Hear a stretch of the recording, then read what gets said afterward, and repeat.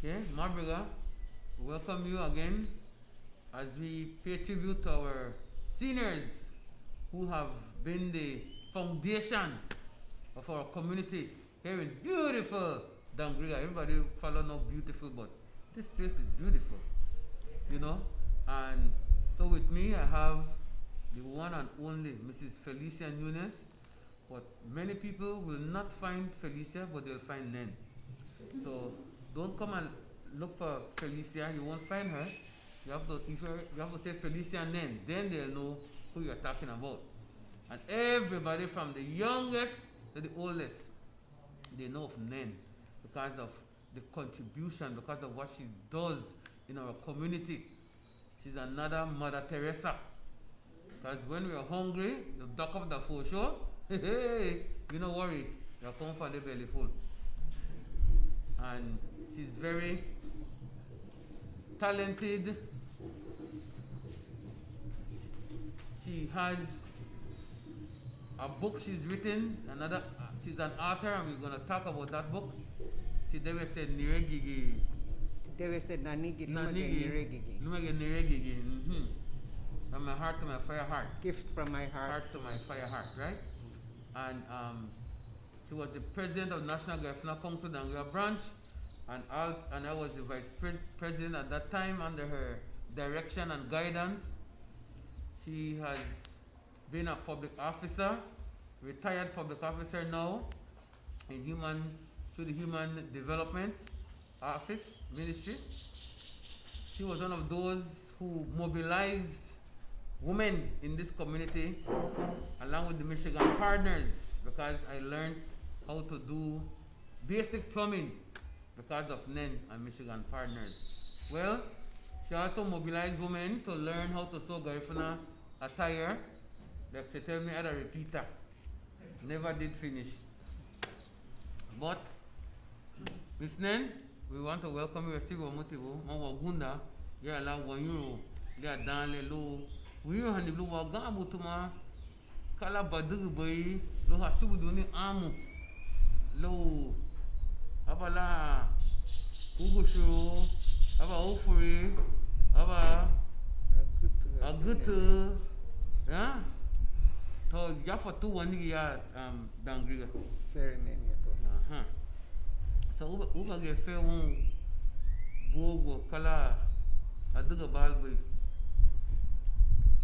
Felicia Ramos Nunez. Nunez, remember Nunez? Yeah. English. Okay. I was born here in Dangriga on the 19th of November, 1942. My parents, Ignatius Ramos, and my mother, Mrs. Teofila Ramos.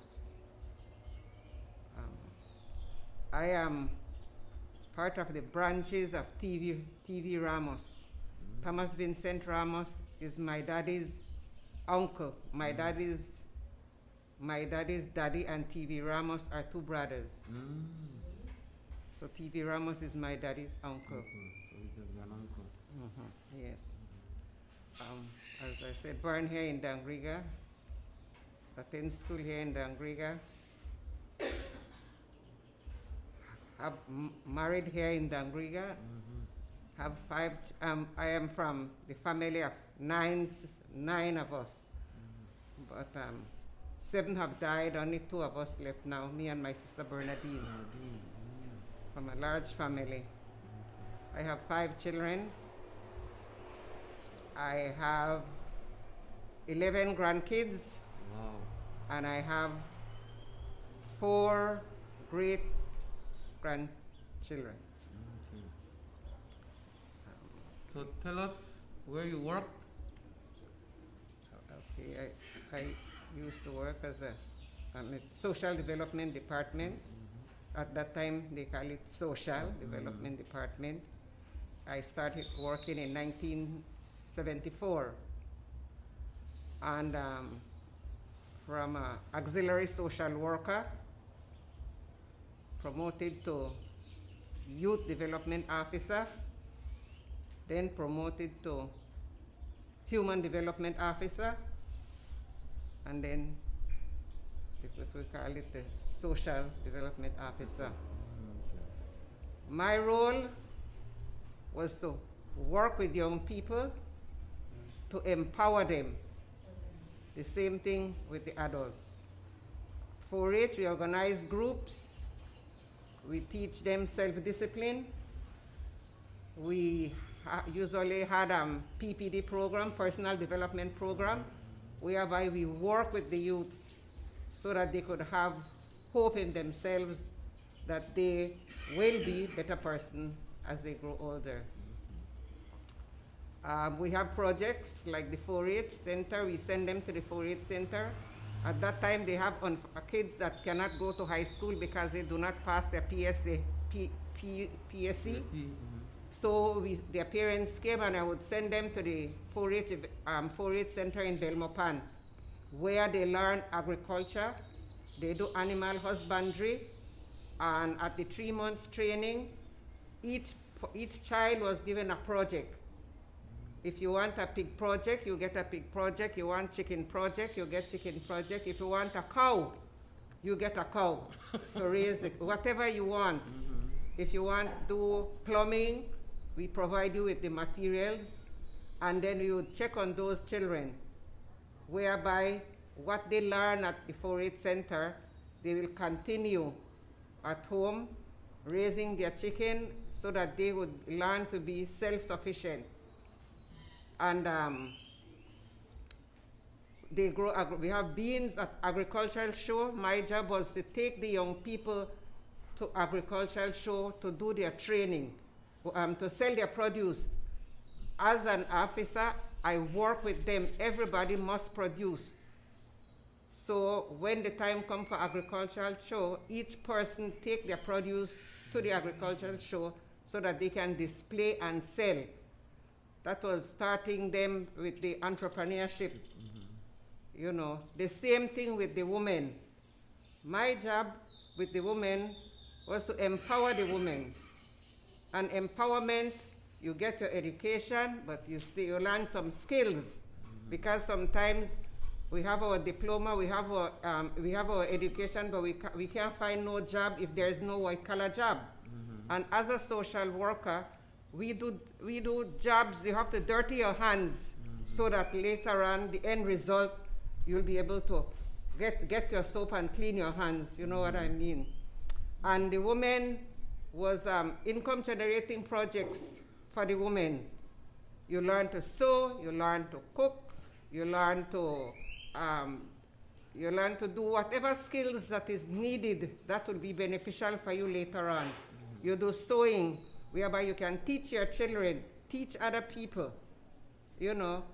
And then when you learn those skills, it's not just for yourself, because you can better yourself. We had an organization they used to call Fidelis Michigan Partners, and I was connected to the women in Michigan. So I was sent to Michigan to do some training, and whereby see what I can do to bring some of the training here in Dangriga, in Belize as a whole. And that exchange program, Michigan people come to Belize, and we work with them. So they have to be skilled people, because they were to train the women with the different skills. And so I do training, we do for-profit workshop, you know, you attend conferences, and there you have to present yourself too. So one of the training that I did with the Garifuna doll, that it's still, people are still generating income through those dolls. And at the workshop, each participant had to do something from their country. And there was materials and everything, and so I decided, as a kid, we used to do pichingo. And it just come to me, and the pichingo, even grass, we used to root those big head grass and do with pichingo. So materials were there. So I decided to make the pichingo. I dressed her in the Garifuna outfit. I made babies. we have the mother nursing the babies. I did the whole family, mama, papa, and children. And we had to do our presentation. And it was there where I named the project the Garifuna Culture Dolls. That is in 1985. So when I came back, I did training with the people in the Stand Creek district, because I know people from Barranco came, the Mayas came from Maya Center, from Santa Rosa, from Maya Mopan, Pomona. They came and I did the training. We also did some Mayan dolls.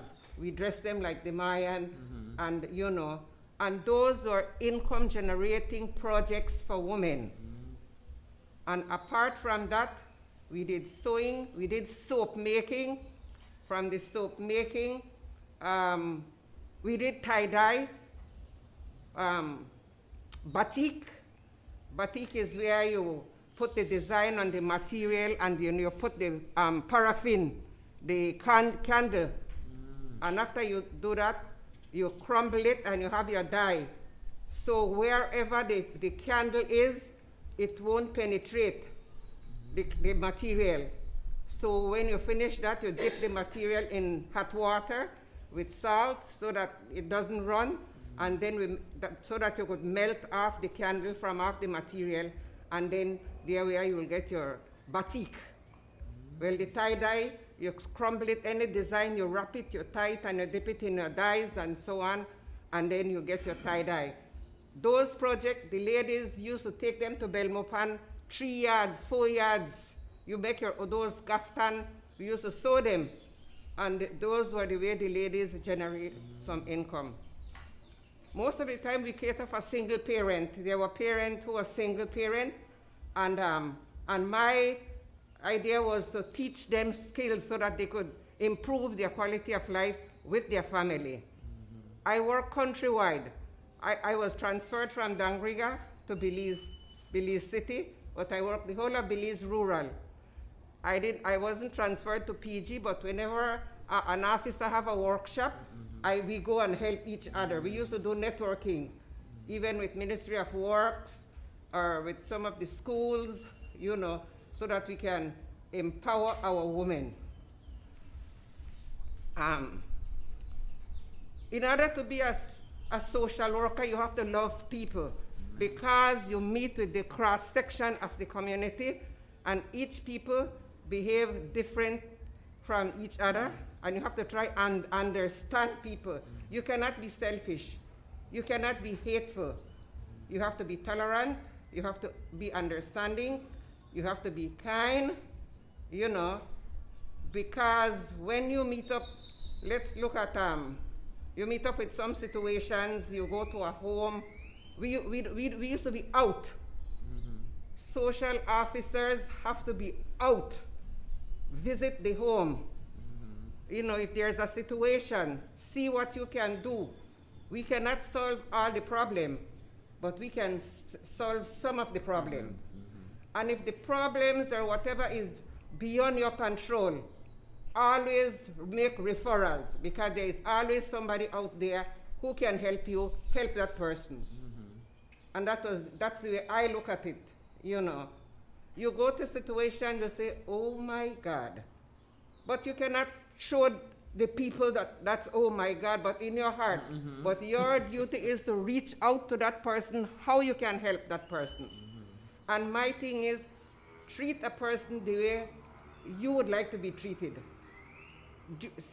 Situations that would make you, impatient, you have to take composure and say, this situation is different. You have to understand why some people or why some children behave they do. Sometimes environment has a lot to do. Situations have a lot to do. So we just have to be able to reach out to our community. And that's what I did, reaching out to my community. All right. A lot of work as a social worker, then you also wear the hat in Garifuna Council, so your involvement in Garifuna Council. Tell us about that. Yes, I think You were the president? Yeah, when I heard about the National Garifuna Council many years ago, I said, you know what? I'm interested because sometimes you hear positive and negative, but it's better you go and see for yourself. So I went one day and attended the meeting, and right away I become a member. I like what was there, you know, and from then I was active. I found some seniors there. I became attached to them, and I work with NGC, and I do my best. Then when they decided that they were going to elect me, I have refused several times. Whenever election, I decline. Whenever election, I decline. But one day, I said, okay. So when I got home, I told my husband, Jain had not a president, had na negative NGC. No. Well, and my husband was very helpful and supportive.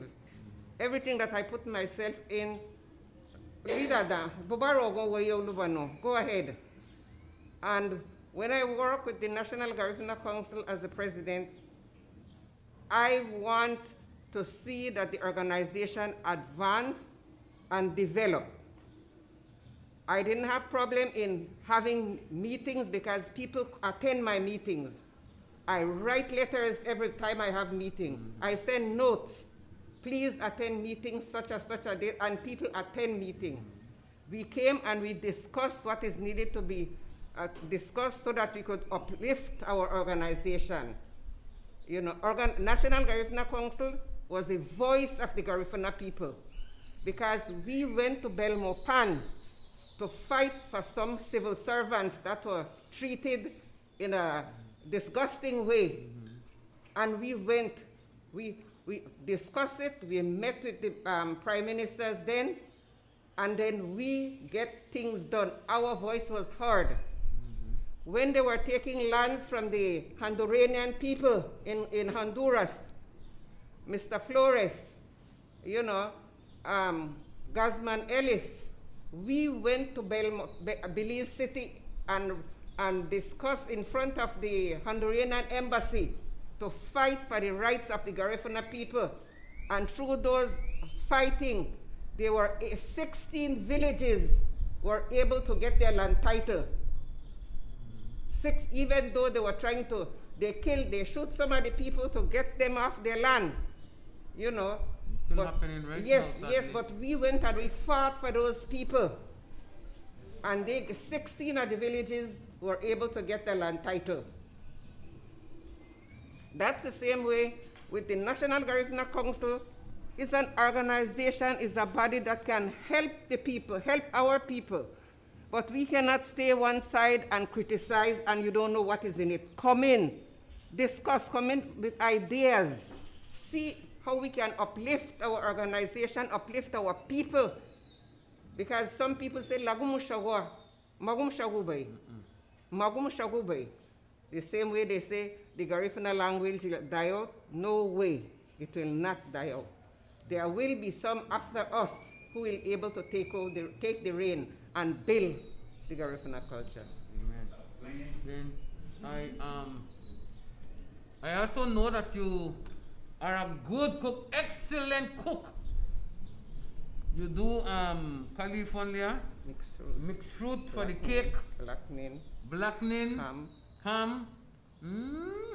Well, our training taught us to learn skills so that we can disseminate the training to other people.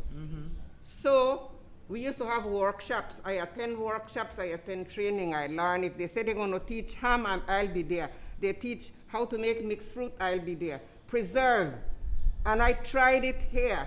I used to do some training with some young people here, that they learn to do jam, jelly, wine, fruit cake, you know. Whatever I learn, I try to share it. So let us see your book then. So through those, through the training that I got, I started to write and put some recipes together.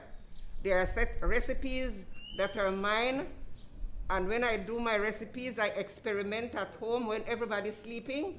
Then I tried some recipes that came to my head. Some days mesemet. It doesn't come out too well, and I throw it away because nobody know it, right? And then my kids would ask in the morning, so how was it? I say, you know, it never come out. I throw it away. Then I'll try again until I get it. I said, okay, this is a good recipe.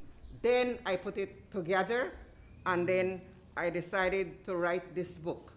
The name of my book is Gift from My Heart and My Fire Heart. Tidewes nanigi lumagen niregi. So how you came up with that name? I don't know. I did some brainstorming, and I sit down and I write and I write and I write, and then one day the same Baba Roy came to visit me, and I said, "But I want this is what I'm doing. I need, you know, but I need to find a name for my book." And we brainstormed, and I said, "It's a gift. It's a gift from me." Then he said, "Okay, tumage banigi." Then you cook on your fire heart. So I made it Gift from My Heart to My Fire Heart. And then you can read what's behind this book. A recipe holder is soon forgotten. A recipe shared lives for generations. Amen. And how beautiful. Oh, yeah. And so this is it isn't third. I just add more to it then. I kept adding more. As soon as I would think about something, I would add more, and you know. So where is the book available? I got them right now. I haven't been able to distribute due to COVID. And how much is a copy? This book is $30 Belize. Okay, 15 US. Yeah. No Naira, no Lempira. No Naira, no Lempira. No Quetzal. No Quetzal. Solo Americano. Sí. Ibeliseño, sí. Yes. And then we are so appreciative of all that you do, you know, and this is only the surface of pointing out some of the major stuff, because there's so much more that you do. I know that you help with scholarships, empowering students to get an education. Yes, I reach out to the unfortunate, not all the time. One or two who came and I can help, I reach out to them because I believe in a individual getting an education, you know. And they come to me, I would share my last slice of bread with them, which I am still doing. Because sometimes, you know, if you do not know, if you haven't been hungry, you will not understand what it is to be hungry. When people come to you and said, you know what, I went to bed hungry last night, you know, you would wonder why. You would say, does that happen here in Dangriga? Yes. People need to take time and listen to people, visit people, talk with people. When people come to you, you would say, oh, that's not true. But my dear people, there are situations here in Dangriga that need to be addressed. And people, we need to help people. Don't wait till we have a lot. At home, we never have a lot, but we are always sharing. And up to this day, and even where my children are, I told them, you know, when you can reach out to your fellow men, reach out. Amen. You know, because there is a saying that once someone sent me a Christmas card. It said, there is a way that makes us brothers. None goes his ways alone. All that we put into the life of others comes back to your very own. And that card touched me, you know. Let us look what we can do to help our fellow men. You know. And first of all, we have to put God first in our lives. If we don't put God first in our life, everything will be difficult for us. But if we say we're going to put God and we pray and we ask God to guide you, God, He will guide you in the right way as long as you're serious. Don't help out and then you go talk, I helped her yesterday, I'll help. No, do it from your heart and don't count the cost. All right. Gifts from my heart and my Fireheart. And I'll have to find another day so we can talk about Uraga, because Nen is also an Uragais. That's a whole another episode that we don't have time for today. Well, see, that was a kind of entertainment, you know. I have to friend with some elders, and those elders were my best friends. And they taught me a lot of things that now I am seeing the use of it. A part of it, I didn't take it seriously at that time, but now, as I'm getting older, I realize what they were telling me, it's true, and it's coming to the same way as when my granduncle, T.V. Ramos, composes his song. Nobody realized that those songs were meaningful because he was a man of vision. He was a visionary man. And when you listen to his words of those songs, it's happening right now. That's true. It's happening right now. Fai me taxi, fai me renti, Dereli dawo, Garigiltia, Katelebe, Ni bego, Madiseda humatia, Marama humatia, Di sawe. Amen. Amen. Sister. What a good point to end this meaningful discussion. And as we said, we are honoring our seniors who have contributed so much to our community. And we thank you for joining us in this segment. So then, Dr. Hobart now, Stanford Ecumenical College and St. Vincent and the Grenadines Human Project. Gunda to Gerala Bishop Bungo. No sooner do a Bible, oh Gunda, so Samuel Lagut.